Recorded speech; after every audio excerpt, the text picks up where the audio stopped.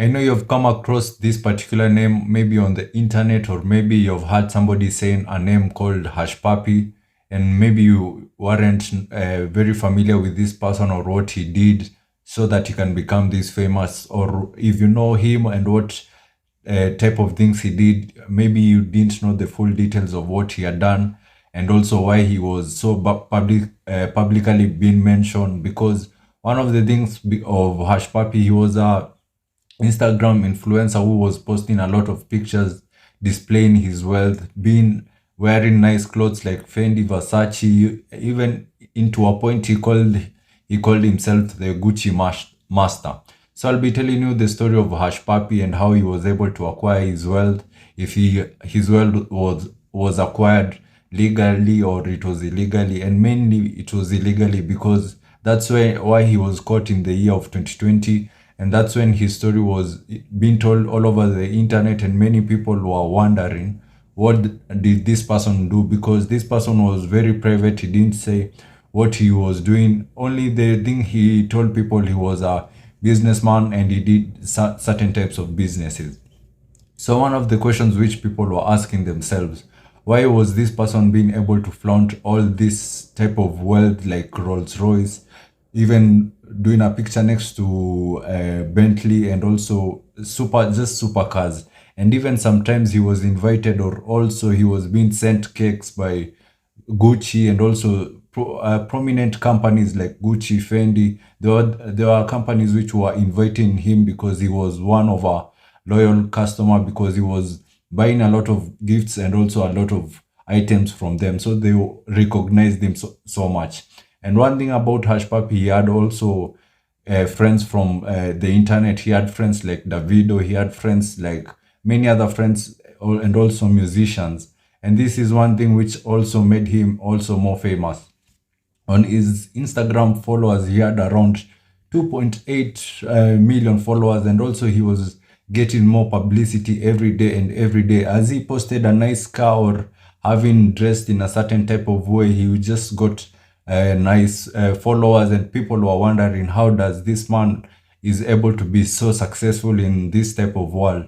So this story is all going to be about Hush Puppy, and Hush Puppy was a person and also a Nigerian born person which was born in Nigeria. And at that time, Hush Puppy wasn't born in a nice family. His family was not very well, because his father was a taxi driver, then the mother was working just a normal job where they didn't get enough money. And Hush Puppy, his real name was Raymond Abbas. So that's the real name of Hush Puppy. And this real name of Hush Puppy, it was a problem for the FBI, which they were looking for his real identity to just figure out who is this person and what is the real name, because the most common name which he was using was Hush Puppy. So it was very hard for any FBI which was looking into the accounts of this particular person of Hush Puppy to know his real name, because that was a name which it was for only for Instagram. He didn't display his real name. That's why it was very hard to locate this person until he did one simple mistake.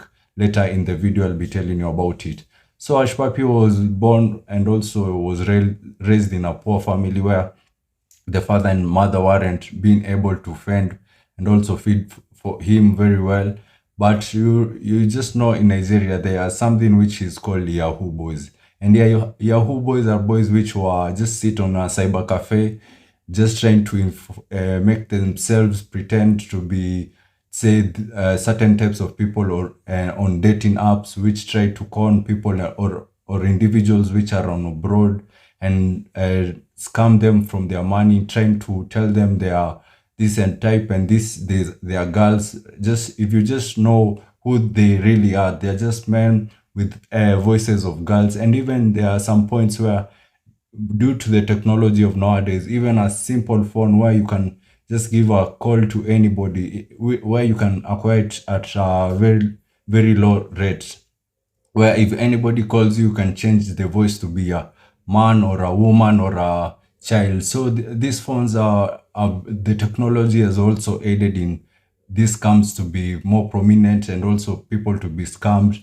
And these Yahoo boys mainly target old people and also other individuals. So Hushpuppi, this was his startup when he was starting this business where he graduated. So first of the things, there are Yahoo boys, then there's another category, and also this category is the one which is higher than the Yahoo boys. Yahoo boys mainly what they do, they target individuals, but this other level, they target companies and also email companies. So, but Hushpuppi at first he started as a Yahoo boy.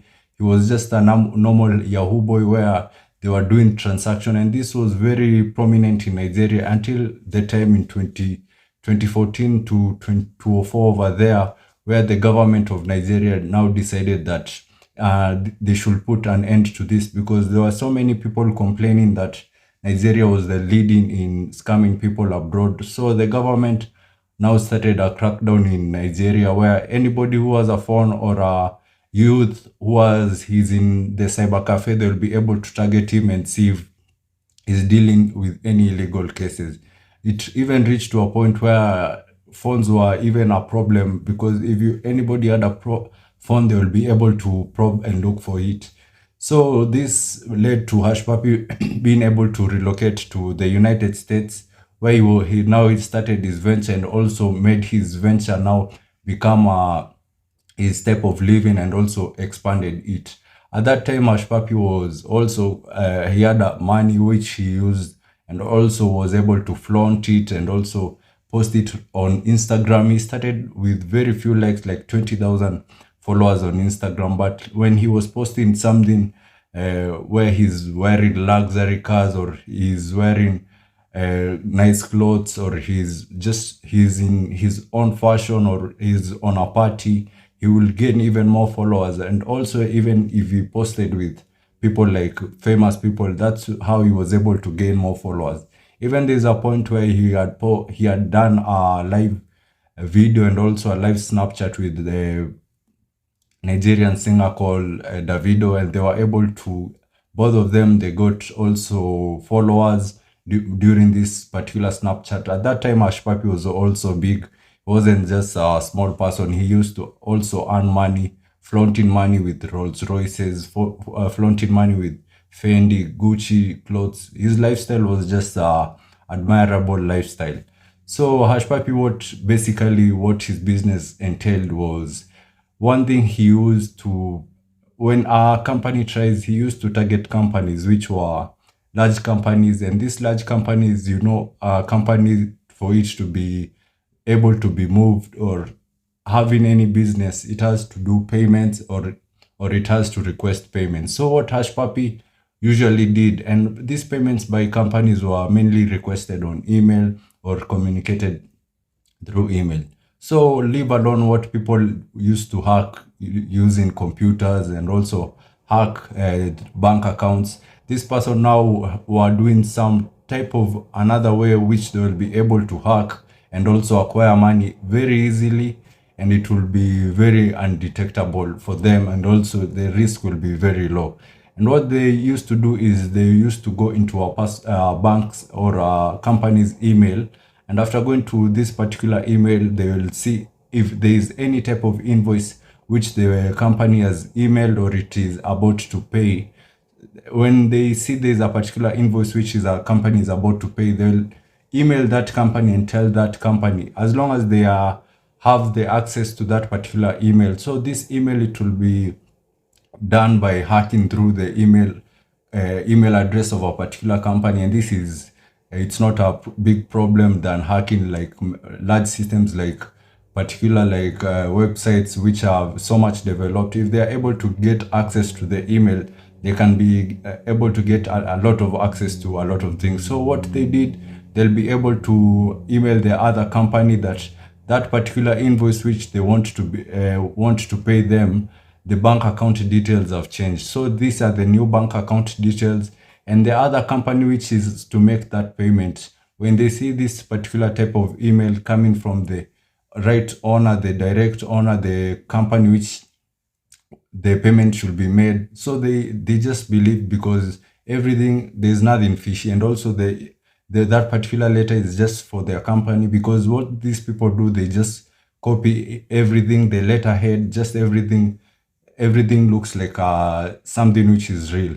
So they are able, after sending that email to that other company, that's when the other company will be able to make the payment, and that's how the people will gain this money. So the payment will be made on their own personal bank account, which they have changed to look like the company's bank account. And this also will happen when the other people, which they'll see the invoices which that company has to pay, and when they see those type of invoices and see the email which that company has, and also the company which the invoices they are requesting from them, what they do, they make the other company's invoice and try to copy it, and also try to have a email address which is the same.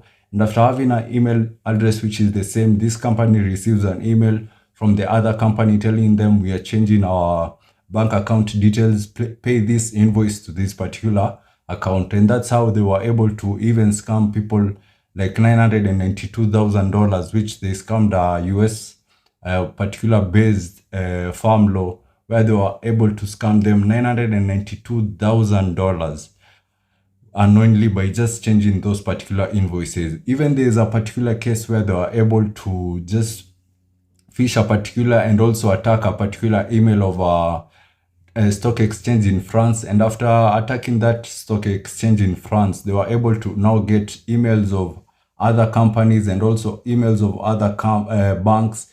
And after getting emails of companies and also banks in that particular email of that stock exchange, now they were able now to send emails of phishing, which had phishing links where the person can be able to attain the particular. A phishing link is where a person creates a website which is similar to another company website. So when you're putting your details over there, they are able to get your details and get your password and everything. So you not knowing that this is a fake website, it is another website, you just put your details over there just thinking it is the right website. So that's how they were able to now get a particular details and also bank information of a particular bank, and also enter it into its system, where they were able now to copy that banks and also copy that stock exchange. Because one of the things is that stock exchange, the people believed, because if the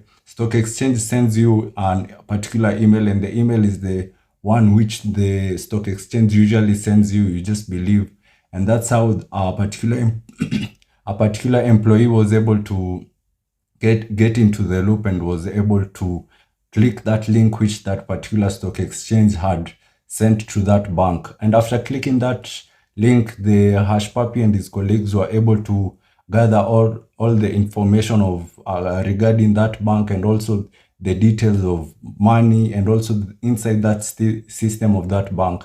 And that's how they were able now to send themselves around $32 million of worth of money and cash into their own bank accounts. But this was they did a mistake where this money, they weren't able to utilize it on time, because they had to change and also transfer this money to what basically they did is to buy gold and also transfer this money into different bank accounts.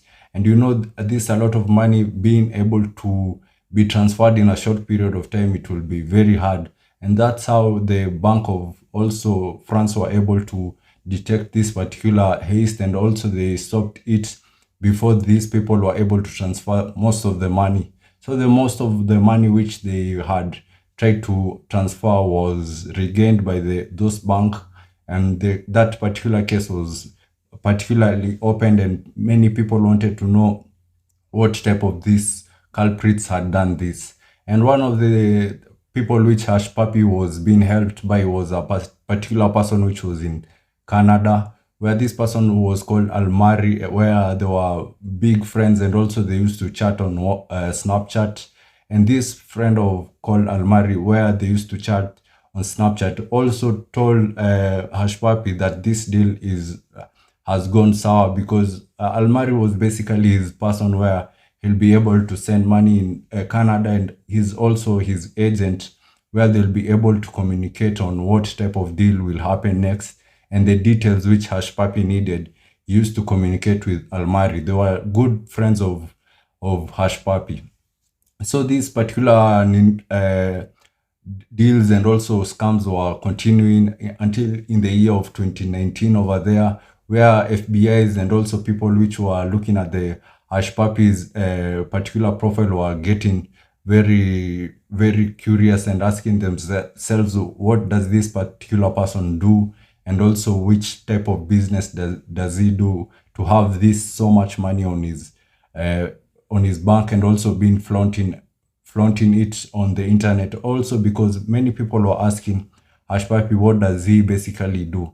So later on, when there is a particular deal which they did a mistake in, I think it was in 2019, where they had a particular person in Kenya, and that particular person had a particular another colleague of his in Qatari, and this colleague in Qatari wanted a loan of $15 million, and he had $1.1 million. He just wanted a top up so he can build a particular school or something like that. So this particular person in Kenya called Juma called Hushpuppi and told him, I have a deal where a particular person in Qatari wants to acquire a loan of $15 million.